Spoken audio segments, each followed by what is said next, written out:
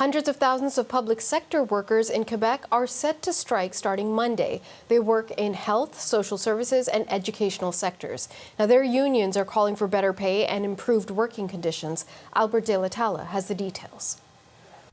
People across the province are bracing for some pretty big impacts. That's because about 420,000 workers in the public sector are set to walk off the job. That will be felt in everything from schools to healthcare. They're members of 4 different unions joining forces as the Common Front Alliance. It's set to be the largest such move since the unions joined forces about 50 years ago. The job action comes after the Common Front rejected the Quebec government's latest contract offer, setting the stage for the strike. Hospital workers are among those going on strike. They include health and social services workers like psychologists, physiotherapists, lab technicians, and nutritionists. But many of those workers, they'll actually work in a reduced capacity rather than fully walking off the job due to rules around essential services. Quebec's health ministry says it's working to ensure services run as smoothly as possible, but that some appointments, like for elective surgery and non-essential services, they could be postponed. As for elementary and secondary schools,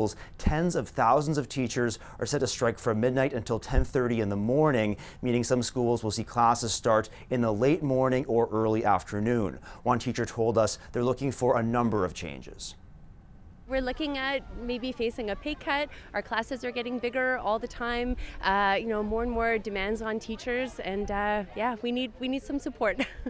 I'm hoping that there'll be some understanding too of the teachers who are working without benefits, without security. There's a lot of teachers who don't have that kind of security. Looking at the offer that was rejected, the province offered a 10.3% increase in pay over 5 years. They also offered a lump sum payment of $1,000 to employees within the first year of a new collective agreement, bringing the total increase to about 15%. And new hires earning less than $52,000 annually, they were offered a bonus worth about 1% of their salary. The government called that offer significant and that they have a responsibility for every single tax dollar. Albert De La Talla, CBC News, Toronto.